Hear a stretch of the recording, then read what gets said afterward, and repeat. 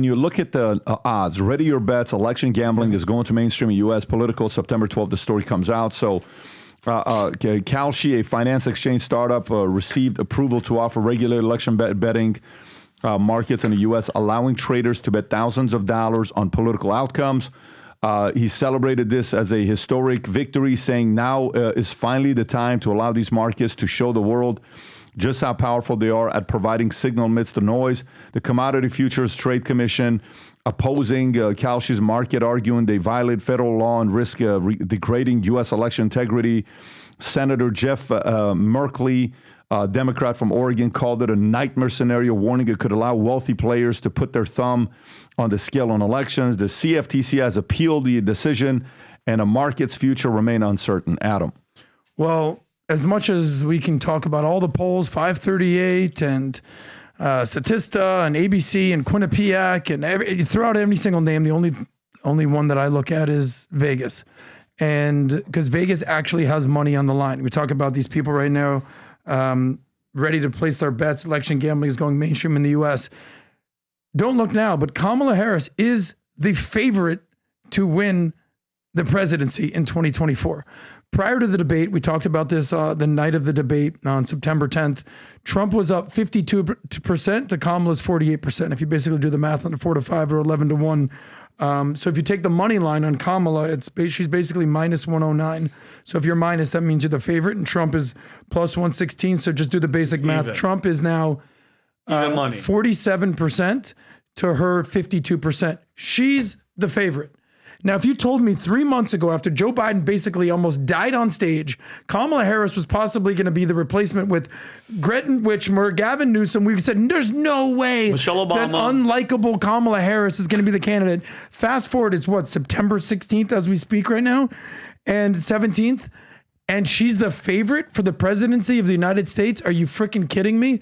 Welcome to DEI 2024. That's the reality today, that she could legitimately be the president of the United States. And it's shocking to me, but true. I love Senator Jeff Merkley. This is a nightmare scenario. It could allow wealthy players to put their thumb on the scale in elections. Yeah, that never happens now. Yeah. Pat, did you see what the Pope said about these two? What? Did you see? So I sent Rob, I sent you the video. Pope Francis was on an airplane in the aisle of all places speaking to a group of people about our elections in the United States. And he basically said Kamala and Trump are both anti-life. And he said Kamala's anti-life because of her abortion stance, and that Trump is for kicking out migrants. Look, he's on an airplane. Like, can you imagine you're on an airplane and the Pope is just in the middle? The Pope is giving a speech. Yeah, look at this. Go ahead. Ambedue sono contro la vita, sia quello che butta via i migranti, sia quello che uccide i bambini. Bambini. Nella morale politica, in genere si dice che non votare è brutto. Non è buono. Non è buono. Si deve votare. E si deve scegliere il male minore. The lesser. Chi è il male minore? Quella signora o quel signore? Non so, ognuno in coscienza pensi e faccia questo. By the way, he's Trump. You know, later he did say 100 on Trump, take the points. I mean, do we want the Pope weighing By the way, in let on me U.S. just show politics? this to you. Let me just show this to you. This is very important, guys. Can you pull this up, Rob? I just sent you this article. This is in 2016, okay, when Hillary Clinton's going against Trump. Do you know what day election day was? November 8th. Okay? Election day was November 8th. The day we voted was November 8th, okay? So this article comes out, CNN, and I want you to show the article and exactly when they wrote the article, okay? Zoom into the article. I just texted you, Rob. Watch this. So zoom into the time. It's written 12:17. That means noon, like about an hour and 90 minutes from now, okay? November 8th, Tuesday, they're writing this article. Clinton's odds rise again, okay? So go lower, Rob. If the video plays, actually play the video. The video. Go ahead. Watch. Oh, shit. They took it down. Okay. Go lower. All right. Let's read this together. Hillary Clinton's odds of winning presidency rose from 78% last week to 91% Monday before election day. Okay? Clinton's odds have always been much greater than her opponent, Republican nominee Donald Trump, according to the prediction market. Although they have dropped last week, her odds stood at 95%. On October 20th, just 2 weeks before the election, but on October 26th, she dipped to 90%, then continued to decline October 31st on Halloween. They reached 78% right after Director Comey sent a letter to Congress saying the FBI discovered emails related to the closed investigation of her private email server and wanted them reviewed. The email controversy has plagued Clinton's bid for the White House since she announced her run in April of 2015. On Sunday, Comey told lawmakers the agency hasn't changed its opinion that Hillary Clinton should face criminal charges after a review of new emails. Now Clinton's odds stands at 91%. Don't call This is election day. Wow. This is the day everybody's voting, and Trump fell to 9%. A steep decline from 23% of 1 week ago. CNN's political prediction market is an online game administered by Company Pivot, which functions like an online market and allows internet users to predict the outcome of the 2016 election. It is not to be confused with the polls from real voters. With 1 day to go for election, CNN poll shows Clinton leading Trump a narrow 4.46 to 42, right? Wow. So you can look at the Vegas odds, you can look at all the numbers, you can look at everything. This thing's going to go down to the wire, and Trump beat Hillary. Hillary was more formidable than Kamala. Peter Thiel said something 3 days ago. I don't know if you have the Peter cheating, Thiel. Pat? Yeah. Oh, beautiful. He said, if it's going to be close, they're going to cheat. She will cheat. Yeah. Yes. I mean, they're already doing it. They did it with an ABC. Type in Peter Thiel. Cheating. It's going to come up. That one right there. Yeah. Go ahead, Rob. If it is going to be close, by the way, if it's like going to be a razor thin close election, then I'm pretty sure Kamala will win because they will cheat, they will fortify it, they will steal the ballots, and so you know if we can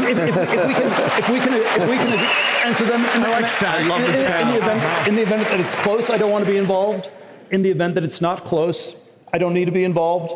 And so that's sort of a straightforward analysis right there. Is that the All-In podcast? I am still very strongly pro-Trump, pro-JD. I've decided not to donate any money politically, but I'm supporting them in every other way possible. If it is going to be close, by the way.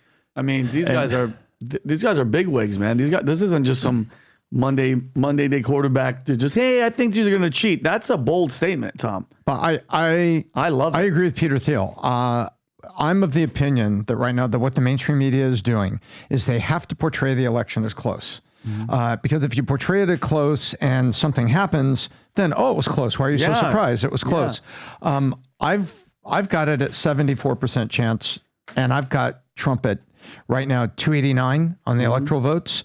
And that's how I think it stands right now. And that is without any additional states, one like Wisconsin or Michigan. That's with Tom.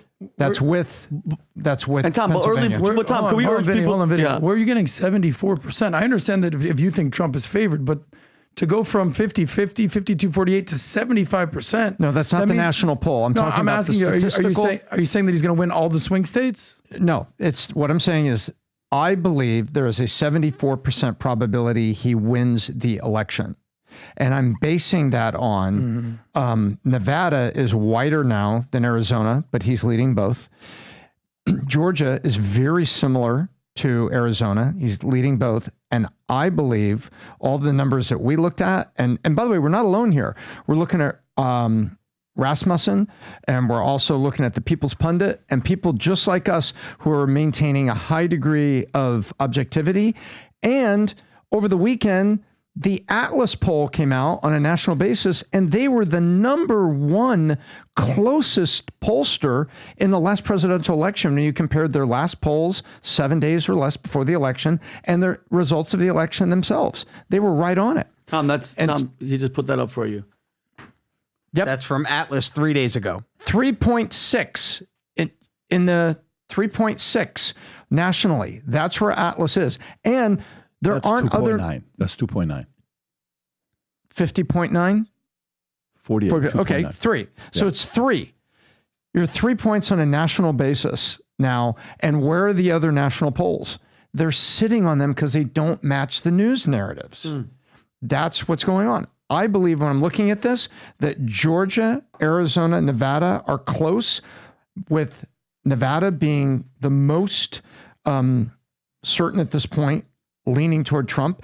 And then I believe that he is at 2.5, 3.0 in Pennsylvania. And if you make the map with that, guess what you get? You get 287. Without Pennsylvania, you know where he is? He's 268. It takes 270 to win this thing. She has to run the table. And she's not. Rob, do me a favor. J.D. Vance had one of his one of the best moments on TV. Watch what happens here. I love this clip here. Go ahead, Rob. Poor Dana Bash. Rob, I can't hear anything. Would you like to go back a little bit? Yeah, please. Dana, would you like to ask me questions and then let me answer them, or would you like to debate me on these topics? I noticed that when you had Kamala Harris and Tim Walz, you gave them multiple choice answers to the questions that you asked, and you allowed them to answer the questions. I'm happy to be here to talk about policy, but if you're going to interrupt me every single time that I open my mouth, then why am I even doing this? So please ask a question, and I'd ask you to be polite enough to let me answer it. Yes. Dana, I love that. Bobby, did you see Dana Bash's blink rate go through the ceiling? She starts blinking. That is a sign of direct stress. Yes. Like she's getting hit. And that's any psychologist and FBI profiler will tell you, when blink rate accelerates, the person is under immediate current stress. We may put the biggest election night event together outside of whatever Kamala and Trump is going to do. We're probably going to put the third biggest one there. You're going to want to be there. And it's going to be awesome. It's going to be wild. It's going to be insane. It'll be a lot of fun, creativity, craziness. But here's the thing. To attend it, you're going to have to buy a ticket to go to it, obviously. The tickets are not going to be, vault type of tickets where you're spending, 15, 20, 25K. We're not talking that. It'll be lower amount tickets that we're doing. However, a barrier to enter. When you come in, you have to wear Future Looks Bright gear. We want the room to be filled with people wearing Future Looks Bright gear. So for some of you that want to fly out November 5th, when I tell you what it is and the announcement is finalized, it's going to be crazy. If you don't yet own Future Looks Bright gear, all you have to go get something. Guys, we have a girl, one of Adam's colleagues, posts a video about her wearing this red Valuetainment hat. And she's walking around. It's like everybody's stopping and says, "You're also Valuetainer? You're also Future?" I am. It's amazing what's taking place. Vinny, yesterday, if you want, are you comfortable sharing your story? Go ahead. I had surgery yesterday back at work, because that's how we roll. I had a big cyst removed from my lower back, and I'm in, getting ready pre-op. All the needles are on my arm. I'm ready to go in. A Cuban guy eating a protein bar walks by, stops in his tracks, and goes, "Mira, Vicente Pipiripaca," and then he leaves. He grabs 7 people, Tom. I'm surrounded by 7 people, and all they're talking about is how glad and happy they are that what we're doing, how amazing of a leader Pat is, and what America needs is what's happening right now. People were screaming, "Future Looks Bright" in the back, and then one Haitian lady looks at me and goes, "I want you to tell Adam, thank you for sticking up for the Haitians, because not all of us eat cats." And I go, "But some people do in Springfield." But Pat, the movement, no joke. And I wanted to address this too, Pat. What you're doing, what you've started, what you've built. I can't even go.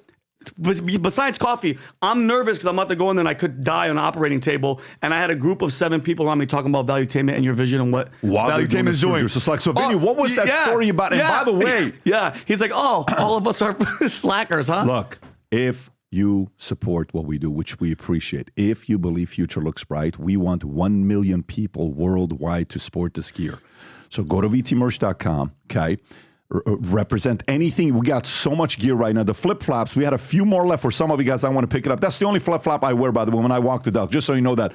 My Jesus feet will only go in that flip-flop when I'm walking the dogs at night. So go to vtmerch.com, place your order. There's a bunch of new gear there as well. And if you want to come to that party on November 5th, you got to wear Future Looks Bright. We're going to make videos. It's going to be sick. It's going to be all over the place. Millions of views. It'll be a lot of fun.